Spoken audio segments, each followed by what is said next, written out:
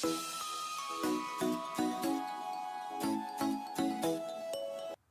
guys, welcome back to my channel. My name is Toy, and if you're new here, welcome. Make sure you hit that subscribe button for more travel content. Now, I'm going to get right into this video. I am not going to drag it out.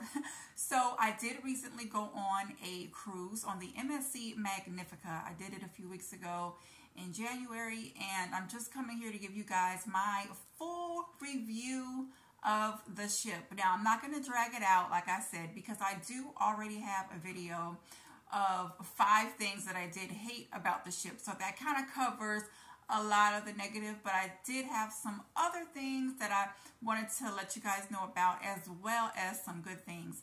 So let's get right into it. Okay, so I'm going to start off with embarkation. Now, the embarkation process was super fast. I'm not going to lie. It was really quick, very easy. Like, I literally walked into the terminal, got right in, went through security, got my my cards, got my picture taken, everything, and then I literally walked on the ship. There was no line whatsoever. My check-in time was like 2:30 to 3, so I don't know if people got there earlier or what, or if I had a late check-in. I'm not really sure, but it was a breeze. And for debarkation, the same way. For debarkation, I literally got off the ship, no hassle. But I did stop to get breakfast before I got off, but literally there was no lines, so it wasn't chaotic or anything. Didn't take long whatsoever. So I will give MSC credit for their embarkation and their debarkation process. It was fairly smooth, I must say. Now let's get into the other part, which is the main dining on MSC. Now, the main dining on this ship, I didn't really particularly like. I thought that it was kind of repetitive in the main dining room. The service was okay, and the food was definitely average. So I didn't go back to the main dining room after the first night. Unfortunately, it just wasn't anything that I was like, wow, I gotta go back. So I headed to the buffet, and the buffet again was not anything spectacular either. They did have good pizza, I will say. The pizza was definitely good. I still, however, think that Virgin Voyages pizza was better. But MSC does have some good pizza, so definitely check it out if you are on the MSC Magnifica or any of MSC ships for that matter. So yeah, but the buffet, the space was really tight, and it was just overly crowded. You know, I don't know. It wasn't the best. It could have been better. So yeah, the buffet was average. So that's my take on the buffet. It was okay. Next. Now, one thing that I did not like about the buffet though was there was no hand washing stations.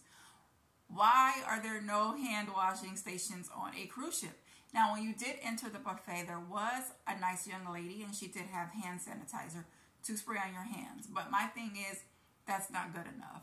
With COVID still very much alive and very much going around and spreading, you definitely need to actually wash your hands, because yeah, you can sanitize your hands on the way in, but then you're touching all the ladles, you know, and people are still touching plates and carrying on. So it's still germs everywhere. So even after that, after you get your food, I like to wash my hands, and I just didn't have that option. So I was a little disappointed about that. So because the buffet was so repetitive, I did try out the one specialty dining room that they had on the ship, which was the Oriental Plaza. Now, this was a total fail, in my opinion, for their one specialty restaurant that they had on the ship. It just didn't live up to my expectations, which I didn't have any, but I'm like, wow, it could have at least been average. I did order the pad thai. I wish I had put it on video just so you can see the portion size and how the pad thai noodles looked. It looked horrible. They were really chopped up, really thin, and I'm like, this is not how pad thai is supposed to be. But if this is what you say it is, and I mean the portions were small. And it was $28 per person. So if you want to go ahead and try it, I encourage you to try it just to see for yourself. I personally will not partake in that restaurant again if I ever go back on the MSC Magnifica. So that was my take on the one specialty restaurant that they had. It was a fail for me. Also, another thing that I didn't like on the MSC Magnifica was their kids section.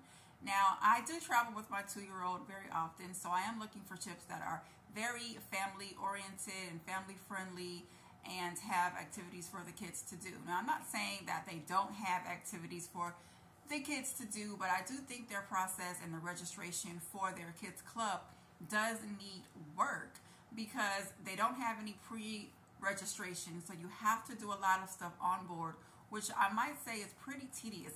Because I have to have they gave me a pen and a paper and I'm filling out forms with my hands. And I'm like, come on, we're like in 2024. You can at least have me pre-register online so I don't have to do all of this when I board the ship. So I didn't really like that part of it. And also there were no type of splash pads for the kids. They did have like a couple of slides in their little kid area, but nothing too spectacular.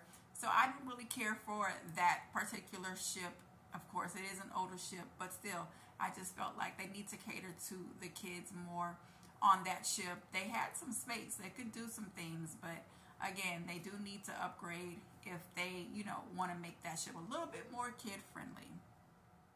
Now, a good thing about the ship was I did like my room. I had a balcony room. I thought the room was nice. It wasn't huge, but it was a good space. A good enough size for me. And now there was one thing that I did not like, which was they don't have any in-room entertainment, which I think is kind of crazy nowadays for a ship. You don't have, so there was no movies is what I'm trying to say. I couldn't stay in my room and, hey, let me watch a movie. I couldn't do that. And they don't have any type of big screens out on the pool deck, so I couldn't watch a movie there. And I'm a big movie buff, so I do like to watch movies while I'm cruising. I do like that. So they didn't have that option in my room. I mean, it's not crazy terrible, but for me, I'm like, I do want to sometimes just sit in my room and maybe watch a movie and order some room service. But I didn't have that option on this particular ship. So hopefully they will incorporate that later on, or they may have them on their newer ships. I'm not sure. I have not gone on their newer ships yet. So I am looking to go on their newer ships so I can see what the amenities are and compare them to their older ships. Now let's get into White Night. White Night is one of their premier parties that are on their ships that a lot of people look forward to. So the White Night on my ship, it was moved from the outside to the inside and to the inside due to inclement weather. But I must say, or just so you guys can be aware, the White Night party was primarily in the Latin music area. So if you like that type of music, then that's what it primarily consisted of. A lot of a Latin flavor, Latin music going on, and that was pretty much the party. For me, I didn't really like that. I thought that they should have had a more variety of music. So just not all Latin. I mean, they could have just said it was going to be Latin night, because that's basically what it was, a Latin party, like Latin music and everything. And so, I mean, I stayed. It was okay. I did a little two-step, and then I went on about my day. So make sure you guys look at my vlog so you can take a look at what I'm talking about with the White Night party. Now, let's move to customer service. Customer service to me was very average on the ship. I didn't see anybody go above or beyond on this cruise, so I can just say it was average. Nothing too terrible and nothing extremely good. It was just kind of even keel right in the middle. Now, another thing on MSC is they do not allow you to bring any type of wine or juices or any type of beverages on the ship. And I'm not talking about alcohol, of course, no. But I am talking about wine and or sodas. You know, normally cruise ships that are based in the U.S. do allow you to take on wine if you like it, or your own sodas, you know, if you would like. And I do think that's a good option, but they do not allow you to do that. And I don't know why, but I did not like that because I always like to carry my own bottles of wine on the ship. So that was a big negative for me. Also, what I didn't like is that they do not allow you to pre-order any type of water to your stateroom before you embark. I don't know why they don't do that, why they don't offer that service, but that is something that they do need to have on their ships, because I like to have water in my room, and I like to drink bottles of water throughout the cruise. And so I don't want to always have to go to, you know, the buffet area to get water. Like, what is going on? I don't know. I just was just like, where do I get water from? Bottles of water. And it's just like they don't have any type of service for you to order that to your room. That needs to be updated, please. Now, again, no, yeah, I don't know. They just don't do it, because I asked, I called, I went to customer service on the ship and I asked.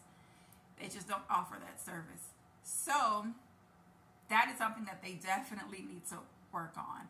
I don't like that, but yeah. And my last thing, guys, is the decor. Now, the cruise ship decor was, it was okay. It wasn't terrible, but I just felt like it did feel dated. And for this cruise ship to be built in 2010, I don't know. It was just a lot of plush velvet, purple plush velvet around. And even in the sports bars, it was a lot of velvety type of stuff. I don't know. I just know that nowadays you might get like a lot of leather within a sports bar, but it was a lot of velvet in the dining rooms and some of the lounges. Like I said, the sports bars wasn't my cup of tea. Some people might like it, some people don't. So the decor, like I said, was okay on this ship. And they did say that this ship went into dry dock in 2021. I'm not sure what they did, because I didn't see any type of upgrades. I mean, I think I read that they said that they were going to add more cabins, but I'm saying, like, if you're going to do a dry dock or you're going to do a refurbishment, you could add some things. And like, you could have did the diamond staircase that MSC is known for. You could have added that to your cruise ship. That wouldn't hurt, you know. And they could have just upgraded a lot of the things that I've mentioned in this video. But overall, the price was really good. So I will say that if you do get a good deal on the MSC Magnifica, then I will say go ahead and take the cruise. Because after all, it is a cruise, right? You'd rather be on a cruise than at home. Well, that's definitely me. I'd rather be on a cruise than at home.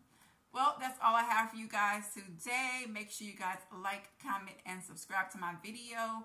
And hey, I'll see you in the next one. Bye-bye.